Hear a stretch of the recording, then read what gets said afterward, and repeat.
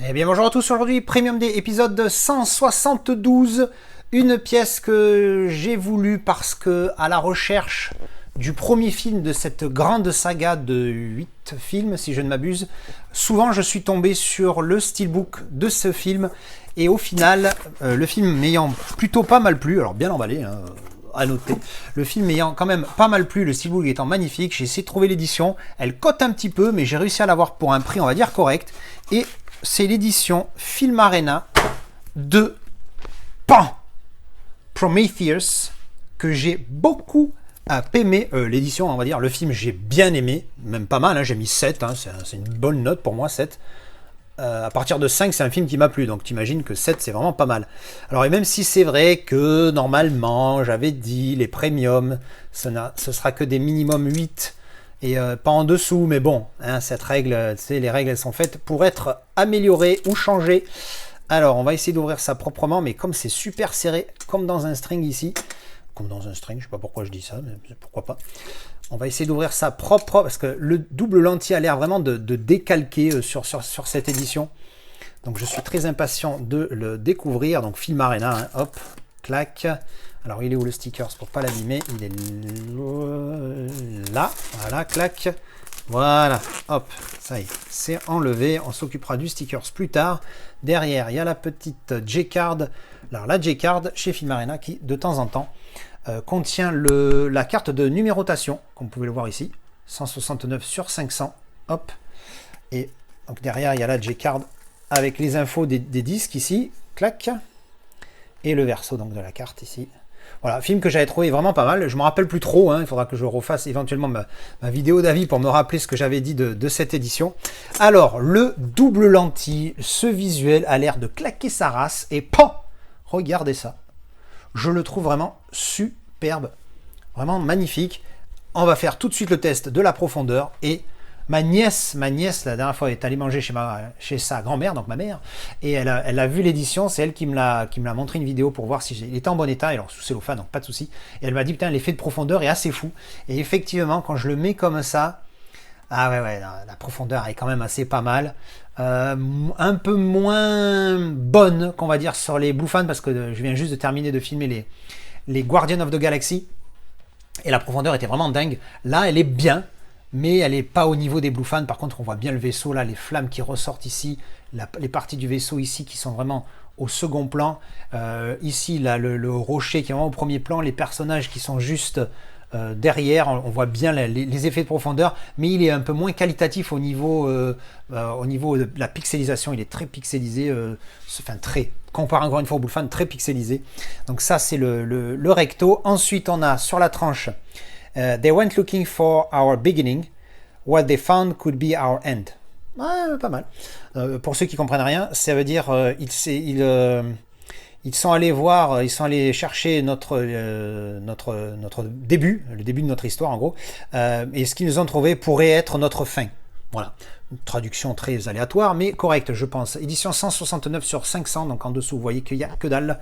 Sur la tranchouille, édition XL, hein, Film Arena, embossé spot gloss sur le Blu-ray, Prometheus et le 20th Century Fox ici. Et donc, le verso, autre visuel de balade que je trouve vraiment sympathique. Regardez ça, vraiment il claque, quoi. C'est vraiment superbe. Pareil, on va faire le petit. Je mets en distance encore une fois, et là aussi, on voit bien la profondeur, elle est vraiment pas mal. Encore une fois, après avoir vu du Blue Fan, c'est moins bien.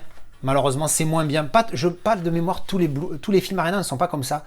Mais pour le coup, là, la profondeur est moins choquante que sur un Blue Fan, ça c'est une évidence, mais elle est quand même présente, hein, elle est vraiment pas mal, et je trouve que ce visuel décalque.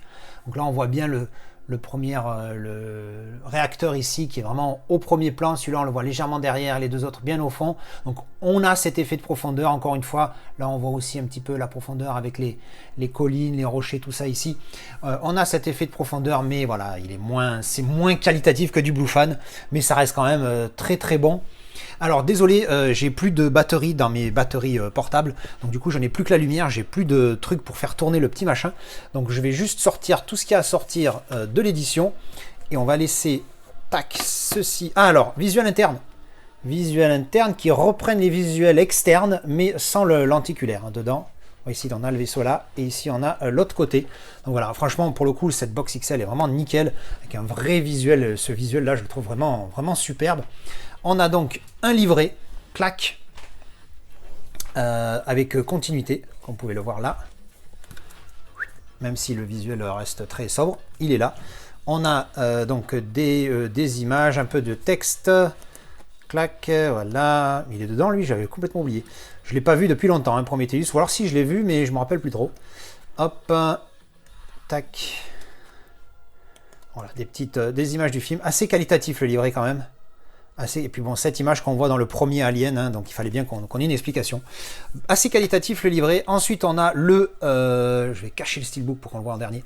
On a le petit folder qui contient donc les cartes des personnages plus des cartes courtes.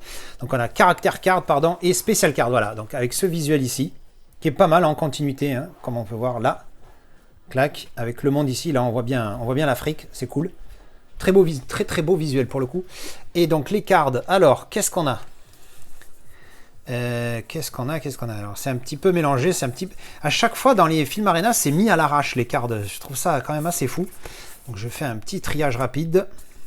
Alors donc, les caractères cards qui sont au verso, toutes comme ça, donc ça reprend le visuel du recto du double lentille. On a, hop, Charlize Theron, parce qu'une fois je l'ai entendu dans une émission dire son nom, on le dit Tron en africain, puisqu'elle est sud-africaine. Meredith Vickers, là on a et Moon Elliott qui joue lui, enfin bref, on va pas tout faire. Clac, donc on a tous les personnages, je ne vais pas tout vous lire parce qu'en plus c'est pas écrit de manière évidente. Elizabeth Shaw, j'avais oublié celle-là. Tac, tac, et voilà, on a fait le tour. Ça c'est les caractères cards, et ensuite on a les special cards. Comment ils appellent les special cards? Special cards, c'est ça, avec les rectos tous en mode vaisseau, donc ils reprennent le recto le verso, pardon, je vais y arriver, du double lentille, avec des images du film. Donc là on voit, je crois que c'est Ridley Scott, je dis pas de la merde, je me corrigerai à l'écran si jamais, avec le gros visage là, tac, hop, donc des visuels en mode, des cartes postales en mode making of, hein. Ben, on voit beaucoup du réalisateur, hein. En tout cas ça c'est sûr que on le met beaucoup en avant, en fait chaque visuel il est dessus, ok, d'accord. Donc voilà, ça c'était les spécial cards, et on va s'attaquer tout de suite à la grosse pièce principale, la pièce de résistance, j'aime bien dire ça à chaque fois, le fameux steelbook. Pouf, hop, on va enlever tout de suite le plastique, parce que vous savez que chez moi le plastique ça dégage très vite, clac. Donc un steelbook magnifique, bien travaillé, boum, regardez ça, superbe visuel, type cadre, embossage du titre Prometheus ici, embossage du personnage ici, hein, vous le voyez bien à la ring light, tous les petits contours, on voit les narines, le contour de la bouche, l'œil ici, puis les creux là. Non, vraiment magnifique, j'aime beaucoup ces visuels en bleu comme ça, je trouve que ça claque bien sa maman. On n'a pas de continuité malheureusement, visuel du verso, très pas de travail. Il est alors du coup c'est j'ai envie de dire que c'est en zéro finish. Encore une fois, parce que c'est pas tout à fait un glossy qui m'éclabousse les yeux, et c'est pas mat du tout, donc c'est entre les deux, j'ai envie de dire zéro finish. Et derrière aussi, corrigez-moi hein, si je me plante, pour ceux qui savent. Donc le visuel du verso du steelbook qui est pas mal. À l'intérieur, on a les disques. Alors on a le disque Blu-ray standard, on a le Special Features, et là on a le Blu-ray 3D. Visuel interne, voilà, pas mal, la grosse bébête. Et donc ouvert. Vous voyez ce steelbook qui vraiment claque pas mal. Donc entre le steelbook et les visuels du double lentille, franchement, le visuel là, quand je le mets penché comme ça, j'ai un meilleur aperçu du visuel, et franchement, j'ai un meilleur angle de vue, et franchement, il décalque bien.